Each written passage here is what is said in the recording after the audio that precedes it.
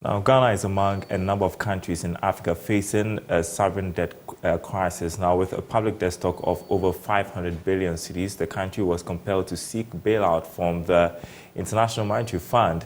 Sharing his thoughts on the spiraling debt crisis, former British High Commissioner to Ghana, Westcott, said the country's foreign loans are not being used judiciously.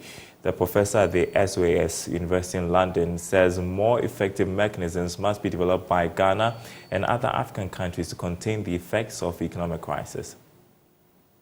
It makes one slightly uneasy that despite doing all the right things, countries are still not seeming to be able to emerge. So there are two aspects of this. One, are they actually doing all the right things? Ghana has borrowed very heavily, but has it invested wisely? Has that money that has been borrowed been put into productive investment? Some of it, yes, but clearly some of it has not. And therefore there is an obligation on the Ghanaian side to say, have we used this money well? And I know there is public debate about that. Right. Where has all the money gone that was borrowed? So that it's quite right that there should be that debate, and it should be an economic debate as well as a political one. It's not just about corruption, it's about how are we using the money in terms of investment. I come back and still there is no good road from Accra to Kumasi. You know, this should be the M1, this should be the major route.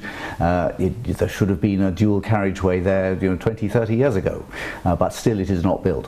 Why, I ask? So that is one question, but the other is that for many countries across Africa, however much money you borrow, you're never going to be able to get out of the problems because the world is stacked against you. It is and it isn't.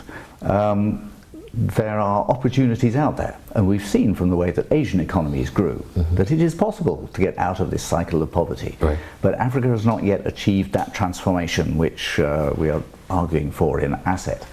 And part of the problem is that for African countries to borrow, it is very expensive, and it has been getting more expensive because there is a risk premium, and that's partly due to the political instability, partly due to the lack of transparency of some of the financial transactions that go on.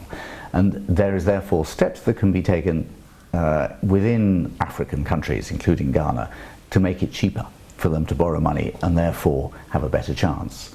And secondly, though, the international financial system needs to take more account of the African perspective.